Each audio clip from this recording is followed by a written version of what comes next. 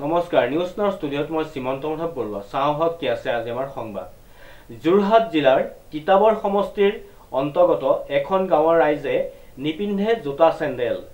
তাৰ বাবে জগৰীয়া বোলে বিধায়ক ভাস্কৰ দলে বলে মহিলা ওলাই আহি দিলে ভাস্কৰ বৰুৱাক মুৰ্দাবাদ ধ্বনি নিউজ নাওৰ এক ৰিপৰ্ট যোৰহাট জিলাৰ কিতাবৰ সমষ্টিৰ এখন গাঁৱৰ ৰাইজে নিপিন্ধে জোতা চেণ্ডেল তাৰ বাবে জগৰীয়া বোলে বিধায়কগৰাকী বিধায়কগৰাকী মুৰ্দাবাদ বুলি দলে দলে মহিলা ওলাই আহি সাব্যস্ত কৰে উত্তাল প্ৰতিবাদ গাঁওবাসী ৰাইজে জানিবলৈ দিয়া মতে গাঁৱৰ ৰাইজে আজিকালি জোতা চেণ্ডেল পিন্ধিবলৈ এৰিছে নিকিনা হ'ল মটৰচাইকেল গাড়ী কাৰণ পথৰ দুৰৱস্থা ইয়াৰ বাবে দায়ী তিতাবৰৰ সমষ্টিৰ বিধায়কগৰাকী কিন্তু কিয় কাৰণ এই পথটোৱে জলাকলা খুৱাইছে গাঁওবাসী ৰাইজক লৰা ছোৱালী শিশু মহিলা ৰোগীয়া সকলোৱে যুগ যুগ ধৰি ভুগি আহিছে জমৰ যাতনা গাঁৱৰ ৰাইজৰ অভিযোগ অনুসৰি আজিলৈ এই পথটিত পৰা নাই এটাও শিলগুটি আমাৰ এতিয়া বাৰিষা দিনত বা খৰালি মহীয়া হ'লেও আমাৰ ৰাস্তা পদূলি কোনো ভাল নহয় এটা চেণ্টেভেল নপৰে কোনো চৰকাৰে আমাক নিদিয়ে আৰু কোনো গাঁওখন চাবলৈ নাহে ভোটৰ সময়ত আহে ভোট ভিক্ষা কৰিবলৈ আহে তাৰপিছত এতিয়া গাঁৱৰ ল'ৰা ছোৱালী জোতা চেণ্ডেল পিন্ধি কোনো স্কুললৈ যাবলৈ বঞ্চিত আজি মই নাতি নতিনকো মই স্কুল নিব নোৱাৰো এই ৰাস্তাৰে পৰিৱেশৰ কাৰণে সেইকাৰণে আমি নিজে নিজে ধন খৰচ কৰি আজি PW অফিচত আজি MLA ঘৰলৈ গৈ তাত অনুৰোধ কৰিছো যে আমাৰ ৰাস্তাটো এবাৰ চাই আহক আমাক কেইটামান হ'লেও চেণ্টেভেল পেলাই দিয়ক আমাৰ বিধায়ক ভাস্কৰজ্যোতি বৰুৱা অফিচত দিলো ভাস্কৰজ্যোতি বৰুৱা আমাৰ কি আমাৰ ল'ৰা ছোৱালী নিয়া অসুবিধা হয় আমাৰ ৰাস্তাতে আঁঠু বোকা আমি কোনো পধ্যে খোজ কাঢ়িব নোৱাৰো বুঢ়া বুঢ়ী মানুহটো ওলাবই নোৱাৰে সেইকাৰণে কৈছো যে এইবাৰ যদি আমাৰ ৰাস্তা নহয় মই ছমাহৰ ভিতৰত ৰাস্তা নহয় মই 100 বাৰ কৈছো যে আমাৰ এই ভোট ভিক্ষা কৰিবলৈ আহিব যদি তাত আহে তাৰ কাৰণে জনতা আন্দোলন কৰিম আমি গড়ি ৰাস্তা কোনো গাড়ী মটৰ যাব নিদিম আমাৰ PW ৰাস্তা পৰা বেছি কম নহয় এই ৰাস্তা কিয় বনাই দিয়া নাই আমাৰ এই গড়গুৰি ৰাস্তা কবেতো গাঁৱতে ভোট বেছি পায় গোটেই গাঁৱৰ মানুহ যেতিয়া ভোটৰ ইলেকশ্যনৰ সময় হয় গোটেই লাইন কৰি ভোট দিবলৈ মানুহক ভোট ভিক্ষা মাগে কিয় কোনো এখন চৰকাৰ আমাক ঘূৰি চোৱা নাই সেইকাৰণে কৈছো এই ছমাহৰ ভিতৰত যদি আমাৰ ৰাস্তা নহয় আমি জনতা আন্দোলন কৰিম প্ৰকাশ কৰিম সেইকাৰণে দিবলৈ অনুৰোধ কৰিছো আৰু হেমন্ত ছাৰ মামাকে কৈছো যদি আপোনালোকে গাঁৱে গাঁৱে কৈছিলে যে MLA পঠিয়াম আমাৰ গাঁৱৰ চুকে আমাৰ গাঁৱৰ ৰাস্তা চাবলৈ আজি নাই কিয় পঠিয়া নাই আজি এই গাঁৱলী ৰাস্তা পৰা 2 কিলোমিটাৰ 1 কিলোমিটাৰ নহয়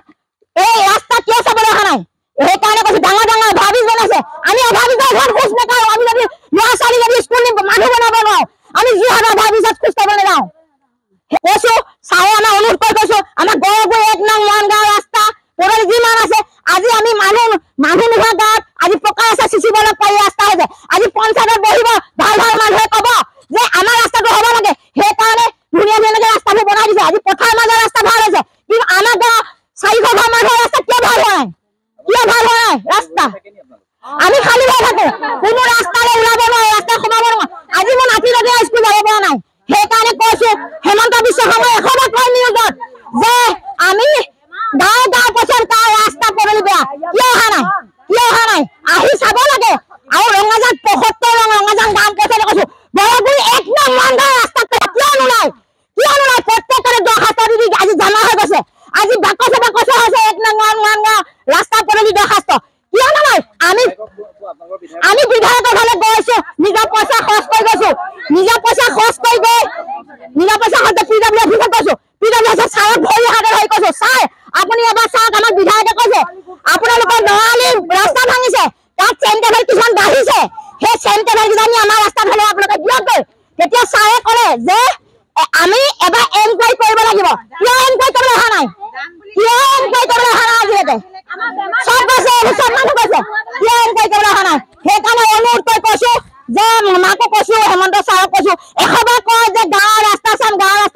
আমাৰ যিহত আমাৰ কিমান দূৰ ৰাস্তা আমাৰ গাঁৱৰ একেবাৰে পৰিৱেশ নহয় গাঁৱৰ ৰাস্তা ভাল হ'লে আমাক এই 1 নং মনগাঁও গড়গুৰি কিয় ভাল হোৱা নাই ফলত গাঁৱৰ ৰাইজ ওলাই আহিল বিধায়কগৰাকীৰ বিৰুদ্ধে সাব্যস্ত কৰিলে প্ৰতিবাদ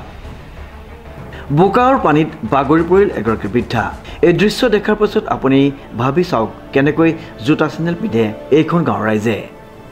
কেঁচা ৰাস্তা বোকাময় পৰিৱেশ এটাও শিলগুটি নথকা পানী যোৱাৰ ব্যৱস্থা নথকাৰ ফলত স্কুল কলেজ চিকিৎসালয়লৈ যাবলৈ জীয়াতু ভুগিছে ৰাইজ